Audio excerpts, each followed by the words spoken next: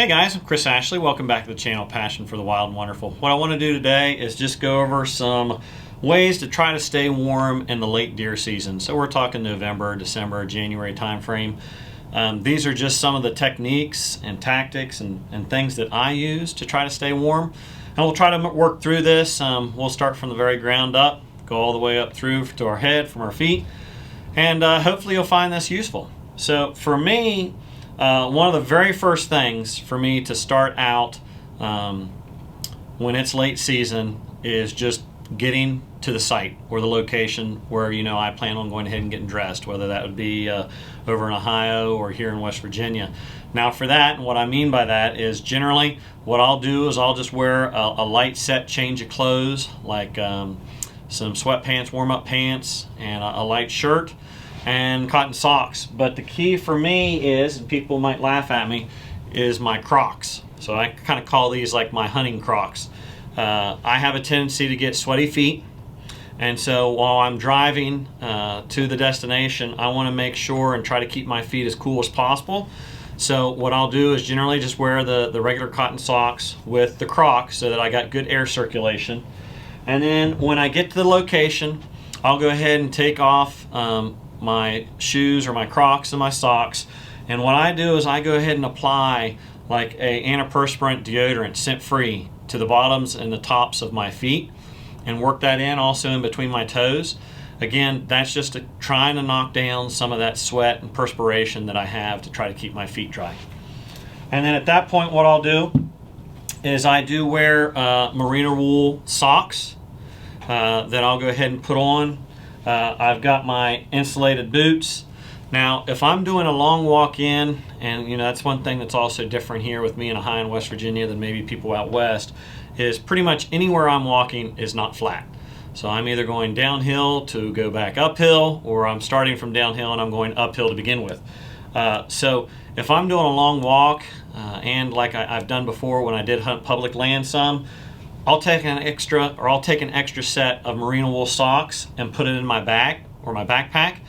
And then when I get closer to my stand site, I'll go ahead and stop, do a little bit of a strip down or a cool down. At that time too, I'll change out my socks, and that way I have a nice, dry, clean, fresh pair of socks in my boots when I get ready to get up in the stand. So I got the socks on. The other thing that I'm doing once I'm there at the vehicle as well is I'll go ahead and put on my base layers. So I have like the scent lock base layers here. Normally what I'll do is I'll put on the bottoms, which I think they're like, they might be like 100% polyester, but these are a little bit older. I'm sure there's better stuff out there now. But I'll put on the bottoms, and then I will slip on my lightweight scent lock pants that I normally use for like turkey season and early deer season. And I'll put that on as a second layer on my bottoms. Now, my tops, my base layer, normally what I'll do on it is I'll keep it in my backpack or wrapped on the outside of it. And what I wear for my top is just my standard lightweight turkey hunting shirt. So with it is long sleeve. I've got a couple that have a little bit different, tighter or heavier weave than others. I'm not sure if this is polyester as well. Yeah, primarily polyester, I believe.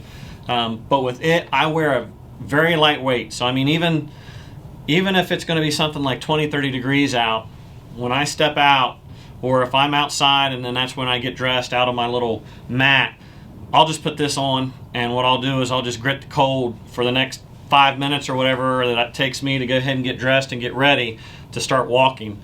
Because especially walking up the hills, it won't take no time that I start generating that body heat and I'm warm and comfortable, and I don't have to worry about getting any kind of a chill or a cold.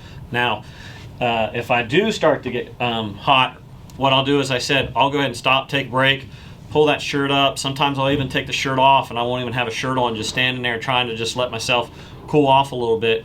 The key thing being is you do not want to get sweaty walking to your tree stand. If you get hot and sweaty, you're going to have a long, probably miserable hunt. So the other thing then is that's pretty much what I'm wearing from my pants, my bottoms, and my top when I walk in. Most everything else that I'm going to put on, I've got wrapped in my backpack or strapped to the outside of it. I carry almost all my stuff in. As far as my head, if I'm starting out and it's really cold first thing in the morning, I'll put on this little shell, almost like a little toboggan here from Huntworth, but I'll slip it on. It's like a little fleece.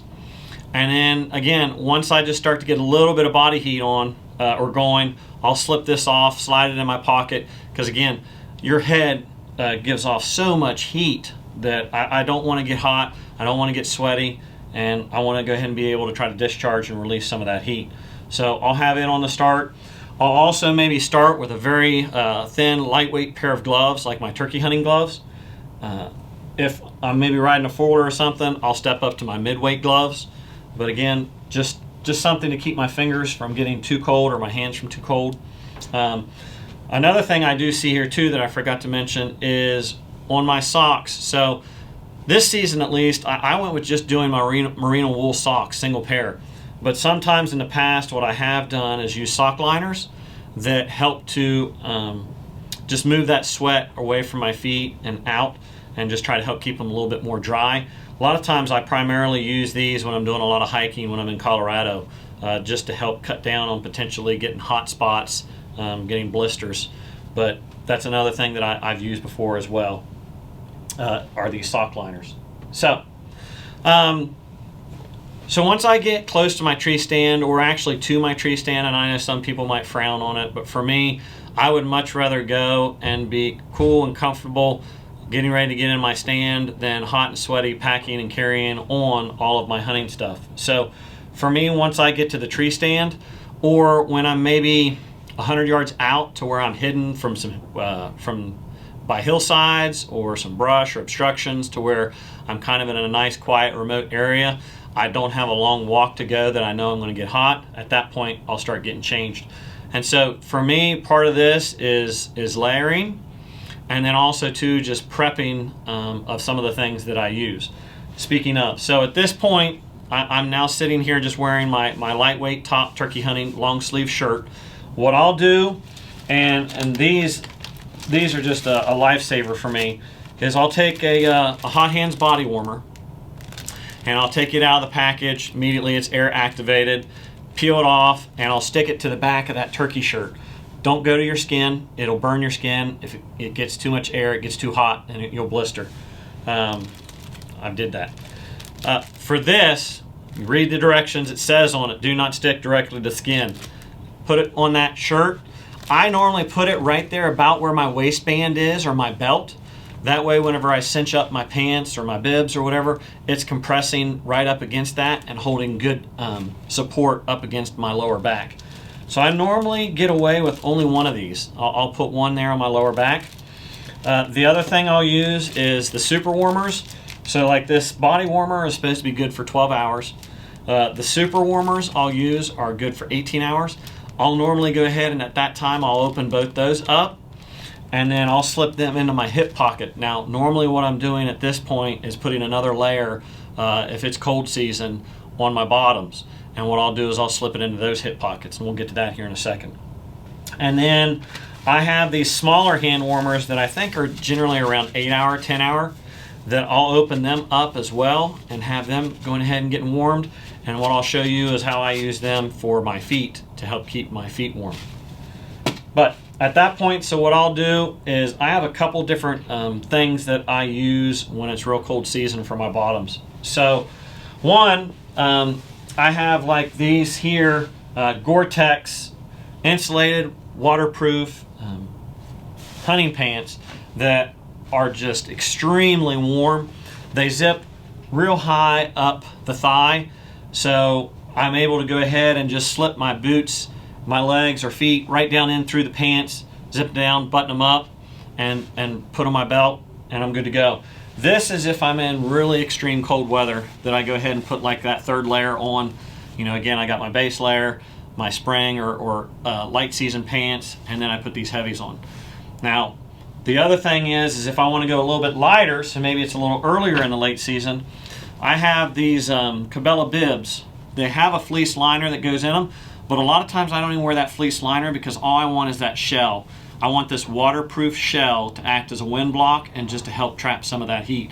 So to me, of everything I go through here, I think one of the biggest things that you're going to find that'll help keep you warm in late season is you have to have a good outer shell that's windproof.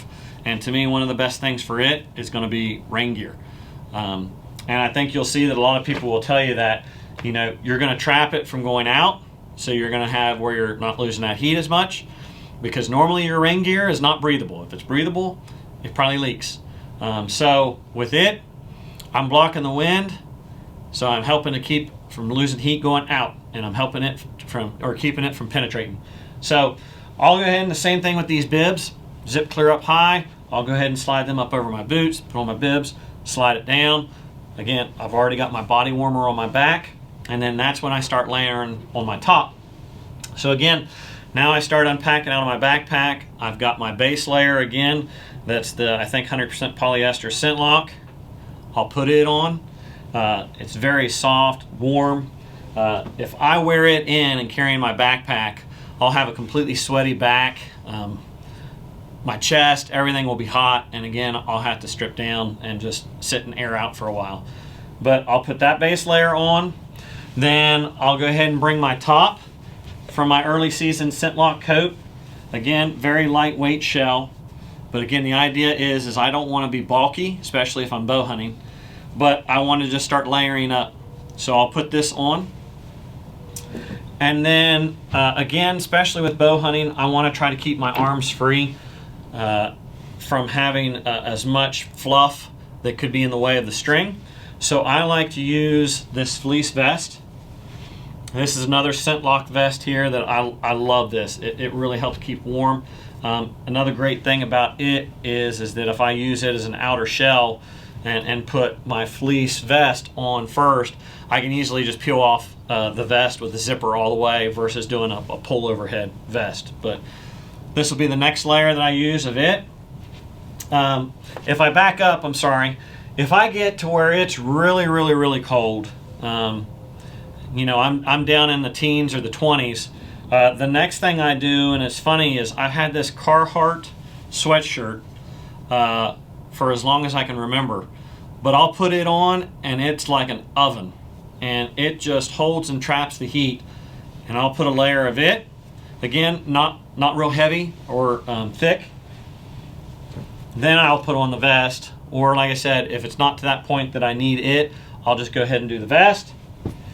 And then I have the fleece pullover from Cabela's here, and it has a built-in windbreak as well in it. But the truth is it's still not even comparable to when I go ahead and put on the raincoat. So I have it, and then again, that generally covers me for almost all the season. It's like if it's really down in the teens, maybe single digits, and it's nasty, at that point what I do is I go ahead and pull out the outer shell of my parka, which is just my raincoat, and I'm just using that outer layer. Again, it's super thin, not heavy. The thing I don't like and why I try to avoid it is it does have a little bit of noise. I mean, it's not as noisy as most rain gear. It does have a pretty quiet outer shell, but that really helps to block that wind, and it is just daylight and dark of how much difference it makes to keep me warm. And then if I'm in gun season, what I have is I'll go ahead and put on the other part of the parka that's just a heavier, fluffier, insulated base layer coat. But with bow, that really starts getting me puffed up to where I have trouble with the clearance of the string. So that's pretty much covering my pants and my tops. Now, with it, I'll go ahead and slide on my hunting harness, put over my bino system, hook up my lifeline, go ahead and get up in the stand. And then one of the things for me is I have a very large oversized pair of socks that I take with me. And what I actually do is I fold them back amongst or across themselves to make a little pocket. And what I then do is I slide them over the ends of my boots like a cap. So again, if it's in the 30s, maybe 40s, but probably in the 30s, all I'll do is put this on, and it keeps the ends of my feet, my toes, and everything perfectly warm, no issues at all. Now, as I start getting down in the 20s, the teens, the single digits, That's where these smaller hand warmers go in, the 8-hour, maybe 10-hour. What I end up doing is I've got this doubled up, if you can see here, over itself, and a single layer between me and the boot. And what I'll do is I'll just slide one of these in on each top of each foot and cover it like that, and that'll keep my foot warm the entire day. And I'll do that one for each boot. And then at the end of the day, I'm able to just slide it off and good to go. But like I said, it's quiet. I still have good traction on the tree stand, and my toes are staying warm. And for me, some of the very first things to go are my toes or my hands or my fingers. And that's where these hot hands and then these oversized socks come in. You know, cheap hand warmers. I'm not having to do battery heated or rechargeable socks or liners or anything like that. And I can use them over and over. So, next, let's talk a little bit about the head. So for me, some of the things that I like is, as I mentioned earlier, I have this kind of like, almost like a fleece shell that goes over from Huntworth that I really like. The other thing I like to use earlier in the season is this Under Armour. It's a stretchy mask. Anything that goes and it's nice, soft, comes under and tucks under the collar of my shirt, I like it. I'll combine it together with this if it gets colder. Again, just getting that additional insulating factor. Eventually I might step up to a heavier little bit of a hat. And then also too, especially in bow season, I have the heavier weight and a mid-weight scent lock system here that really helps to trap that heat. And then again too, I can combine it, put another either toboggan or a shell over top and lock it in. Neck gaiter, again, another big thing. I'm not a huge fan of the neck gaiters. I've used it primarily during gun season, but with it, I don't like how it kind of restricts some of my head movement and puts pressure up under my lower jaw or on my chin area. So, but you know, it has been those days where it's just like, man, I can't beat the cold, and I put that on, and it's just all of a sudden I'm comfortable again. Now, something that I think's funny, and I always had ever since I was a kid, is I found that this is a complete dream for me now. I always thought it was hilarious the way we looked out when me and my brother was out playing in the snow and working on the farm. But now in the super, super cold days, I wear this and I am 100% comfortable in almost any weather condition. I'm able to tuck this clear up under the collar of my jacket and those base layer systems. I'm able to still rotate my head freely, and I am 100% warm. It is awesome. It might not look the greatest, but it is 100% warm, and I love it. So that to me are some of the primary systems there for the head. For my hands, as I said, I got, you know, the turkey gloves that I'll wear early season. I'll go mid-weight, and then I have a heavier weight of gloves. And again, combining those with the hand warmers and also with the ones that I like to have is, if you get real cold, is you can use this muff. You can put hand warmers down in it. Again, let you put your hands through. It's down on your waist, out of sight, nice and warm. And again, can be a huge lifesaver for you. So that's just some of the clothes or the gear to keep warm. Now, while I'm also in the tree stand though, things that I want to use or have with me to help keep me energized, to help keep me warm as well, are snacks. So for me, what I'll do is I'll take like some trail mix. I'll put it in a Ziploc bag, put it in my backpack. I'll take crackers, especially around October when Halloween candy comes out. I'll get the little Snickers bars or just get general Snickers bars. Also granola bars. I'll take them out of these loud plastic noisy packages, put them into a Ziploc bag, and then have them also in my backpack so that I can access them. And then also too, when it's another time that's really, really cold, what I've done in the past is take like a Yeti thermos and warm up some chicken noodle soup or just some hot chocolate or some hot drink, put it in this thermos, and then sometime maybe around, let's say 9 o'clock, 10 o'clock in the morning, I need just to break that edge off a little bit, drink some of it, gives me energy, gives me the heat, and rejuvenates me to where I'm nice and warm. The last thing I'll mention too is with these hand warmers. So, you know, like I said, when I'm first going and I'm getting set up, I'm setting up first thing in the morning. And as I mentioned, these are good for 18 hours, 12 hours. Well, if I'm only doing a half-day sit, or maybe I'm taking a break and then I'm coming back, I want to go ahead and make sure and try to take advantage of those leftover hours. So what you can do is take a Ziploc bag, peel off your body warmer, take your hand warmers and your super warmers, let's say, or toe warmers if you're using them, put them in a Ziploc bag, push all the air out, seal it up, and you'll be able to go ahead and reactivate them later. So by getting and eliminating that air, it stops the chemical reaction. They'll go ahead and have good still saved fuel. Whenever you go ahead and open it back up, re-expose it back to the oxygen in the air, it'll start reacting again and start regenerating the heat. So it's just another way to extend the usefulness of these different warmers to help extend your stay in the tree stand. So these were just some of the different things that I use, both tricks and techniques or clothing and stuff to try to stay warm. The last thing I'll say too is to also extend and set yourself up for the next day hunt is make sure, if you have been doing a lot of hiking, that you also maybe consider investing into a good boot dryer. So the last thing you want to do is, yeah, you've slipped your feet into some nice dry socks, and then you slip your feet into damp, wet, cold boots. So what I like to try to do is I do have a boot dryer. I'll slip that those boots on the boot dryer, make sure they're good and dry, take them off so that they've cooled back down before morning. And that way I'm not putting my feet into a hot boot. That's immediately going to make them want to start sweating again. But get rid of that moisture, drive it off, and you'll find that happy feet, it sets you up for a better happy sit in a tree stand. So I hope you found that useful. If you have any questions, go ahead and post them there in the comments. I'll try to get back to you on it. And fill me in on some of maybe the tactics or techniques that you also use to stay warm in the tree stand here in late season. So again, my name's Chris Ashley. This is Passion for the Wild and Wonderful. Thanks for joining me, and enjoy your deer season.